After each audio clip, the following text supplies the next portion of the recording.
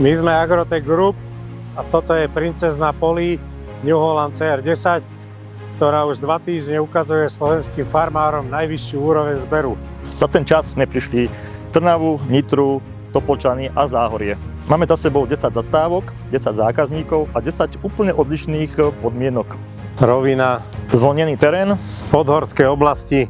zažili sme aj vlhko, aj 40 stupňové horúčavy. Za ten čas sme nazbierali množstvo skutočných dát, žiadne testy, ale reálna žatva.